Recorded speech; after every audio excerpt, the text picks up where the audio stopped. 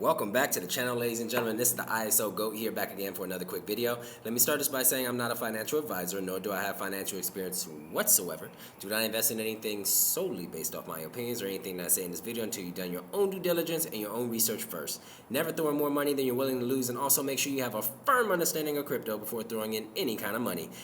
So I am feeling much better, so thank you. Shout out to everybody. I hope everybody is enjoying their week.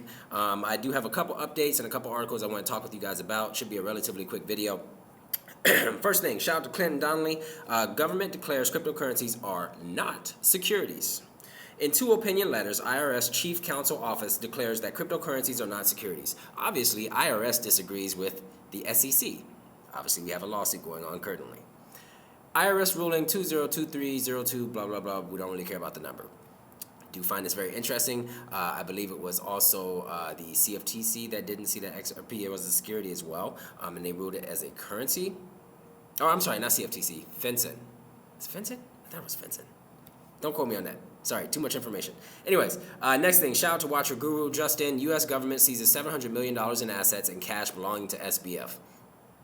Now, this money, who knows where it came from, these assets, whatever. I know that his parents, they have like, or whatever.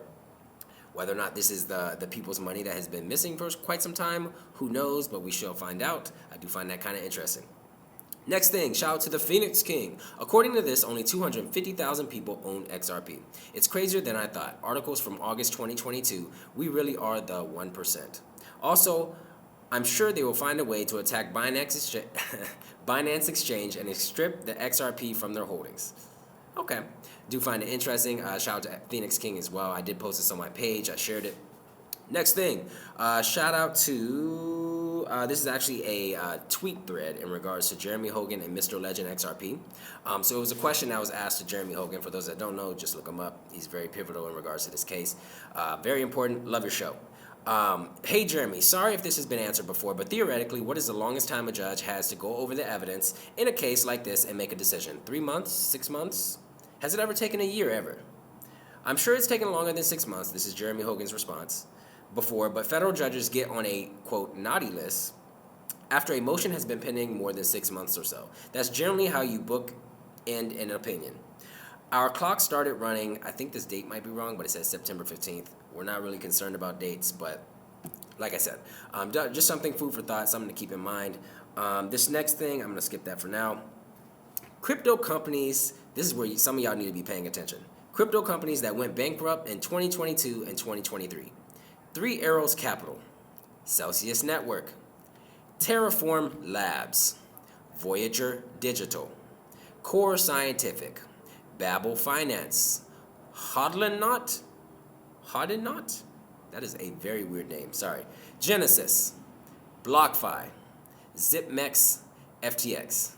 More of the story, please protect yourselves in regards to your digital assets. This is money, okay? Do not just leave it anywhere willy-nilly or somebody will take it. I say this in like every single video, and yet people are still getting caught with their pants down. Next post. So this is actually interesting. I watched this video, who was it by? Clever Hummingbird the other day. Very interesting visual. So it's basically a diagram that talks about like the fair market value of XRP, what it would be. Obviously, they're going to, or Ripple is trying to attack all the money.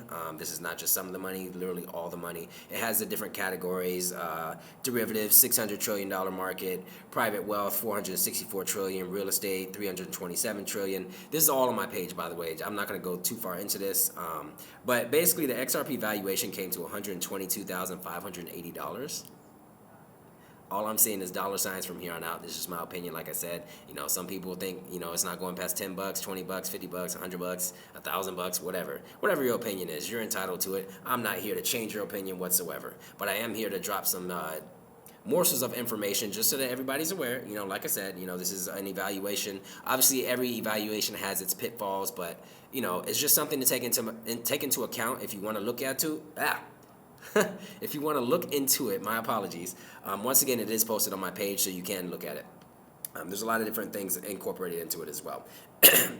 Next thing, shout out to Wheezy, one of the main investors in the WeWork one of the main investors in the hashtag WeWork, which is leasing FTX their office space next to the White House, is T. Rowe Price. Guess who's vice president and portfolio manager? Robert Gensler. Yes, Robert Gensler. Not Gary Gensler, Robert Gensler. He's got a brother. They look like twinsies. Anyways, so just something, food for thought. Like I said, throwing that out there. Shout out to Weezy for that. Next thing, shout out to Raheem Kassam. Joe Biden's Justice Department has just sent a letter to the House Republicans stating that it will not cooperate with document requests from the GOP committees and investigations. I'm not going to make too many comments on this. This is not a political, who cares about the politics aspect? Whether you're left, whether you're right, whether you're extremist, whether you're not, it doesn't matter. I'm just throwing this out there, just throwing the tweets out there so that way you can investigate yourself. Next thing, Molly Elmore, that's who it was. So with that chart that I mentioned that's posted on my page, this is basically the valuation. This is in regards to, this is just me reading from her. The valuation team within the XRP Buyback Confidential Committee has been working diligently to answer that question in regards to the fair market value of XRP. This is just something that's out there. Like I said, I know everybody has differing opinions. Some people don't think there will be a buyback. Some people think there will. Whatever your opinion is, at the end of the day, this is here to protect us as XRP investors. Whether you agree with it, cool, I understand. Like I said, everybody's going to have differing opinions. There's a lot of people involved. There's a lot of different moving parts in regards to this aspect and what could potentially come down the pipeline.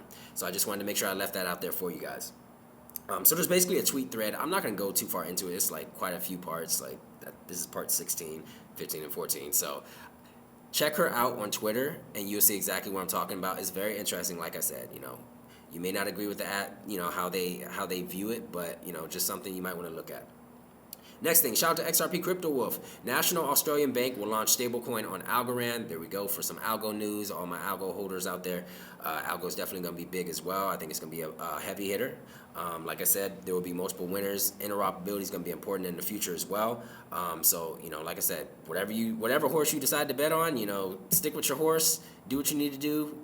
Keep packing those bags if you are packing. If you're just, kicking your feet up, hey, all power to you. There's nothing wrong with it. Next thing, shout out to... Oh, this is a complicated name to say. AXDX Denaire. Level the field. Breaking. Every U.S. bank is insolvent. What do people think would happen if every deposit was withdrawn? Bank of America having a Zelle glitch was just a soft test for bank bail-ins. Let that sink in. I also share the sentiment that I think that this is some kind of testing. Maybe this will be something more widespread. Maybe they want to kind of feel the waters right now before something massive does come. Whether it's a cyber attack, who knows? I don't know, but I do think a black swan is coming. I know we've seen quite a few things in the year 2022 that were, a lot of people didn't expect. So, the whole FTX thing and, this and that. So just something, keep your head on the swivel, protect yourself, do your own research into that.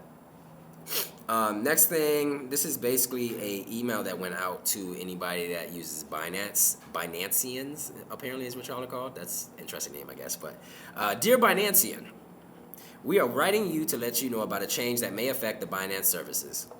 The banking partner that serves has advised they are no longer able to process Swift USD transactions for individuals of less than $100,000 USD as of February 1st, 2023. This is the case for all the crypto exchange clients. Please be advised that until we are able to find an alternative solution, you may not be able to use your bank account to buy or sell crypto with USD via Swift with a value less than 100K after February 1st, 2023.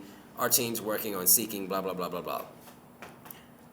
So I think this is how you can keep the retail investor out, because most people probably don't have 100K just to buy willy-nilly in regards to crypto each week.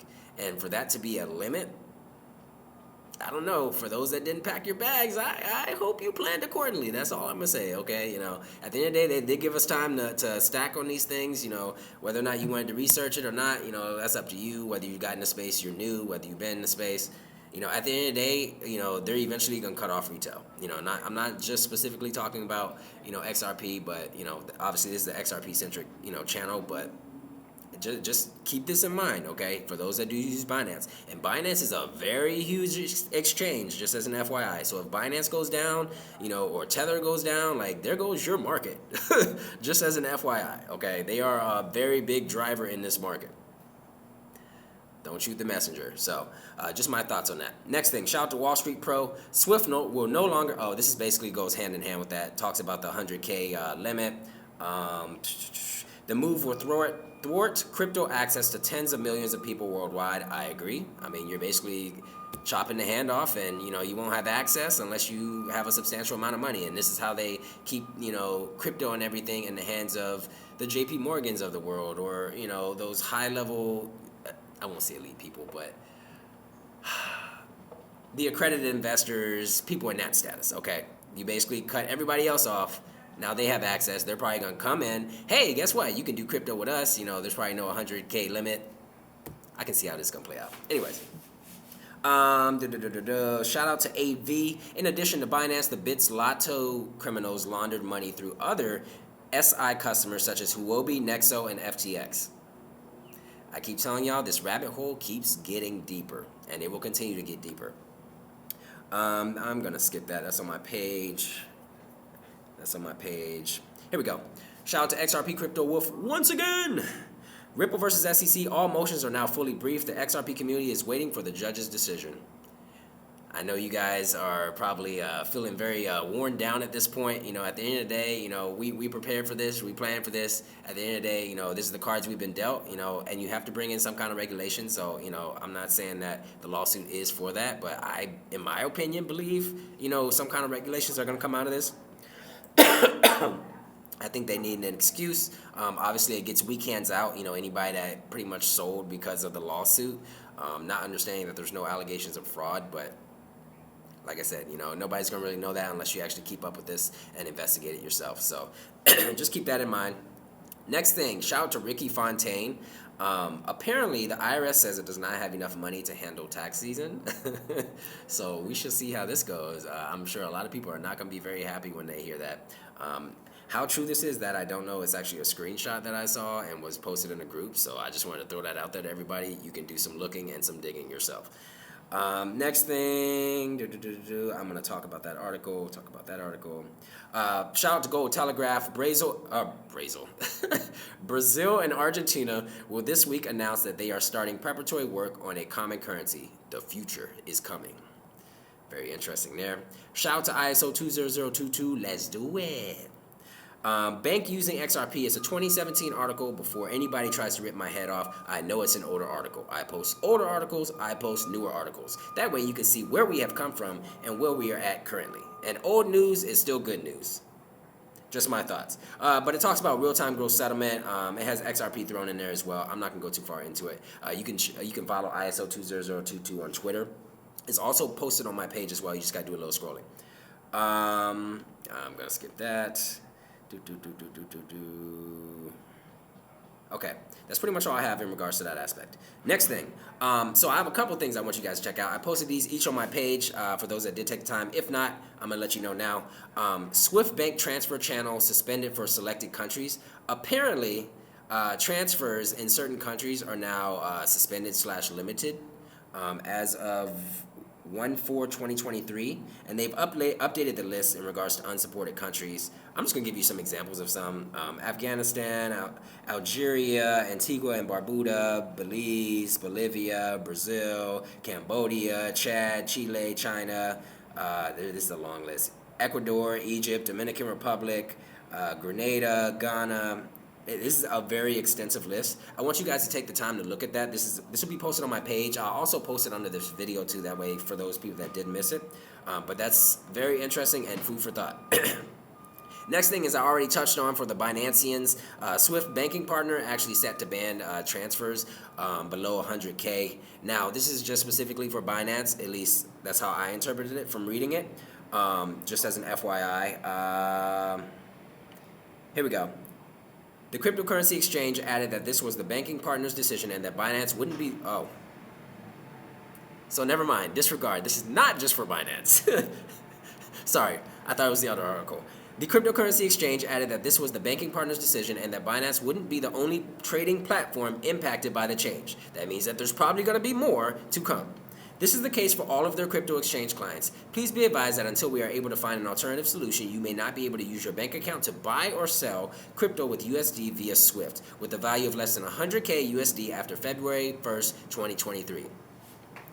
You know what I'm doing? I'm racking and stacking until February 1st. That's just my opinion. Like I said, you do what you want. Use your own discernment, not a financial advisor, just a regular Joe Schmo. Anyways, so that goes to a little bit into that in regards to Binance specifically, but it talks about the banking partner Signature Bank specifically in the article, just as a heads up for you guys, so that way you know. And they also apparently recently imposed a temporarily a suspension on Solana-based USDT and USDC deposits as well. That was back in November. That's pretty much it for that article. You guys can look at that yourself. Next thing, exclusive. This is from Asia Markets. Swift Payments Network access cut to crypto exchanges. That should pretty much tell you what this is going to be about, but if not. Asia Markets can reveal banks, including New York Signature Bank, will no longer process fiat currency transfers to cryptocurrency exchanges with a value of less than 100K. This basically goes hand in hand with the other Binance article. Let me see if there was anything else that was important in here. Not really too much. So what I'm going to say is they are trying to limit access.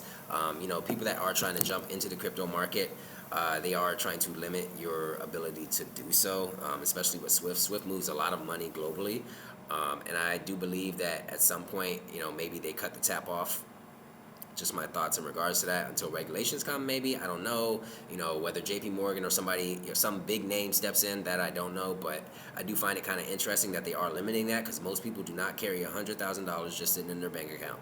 This is just being realistic, being honest. If I'm not mistaken, I think about 90 or 95% of Americans live paycheck to paycheck. So you are cutting off a very good amount of people. This is just my thoughts in regards to this. Sorry, I was kind of all over the place today, but like, comment, subscribe, share this with some of you love. ISO Gold out. I will catch y'all in another video. Thanks so much for your time.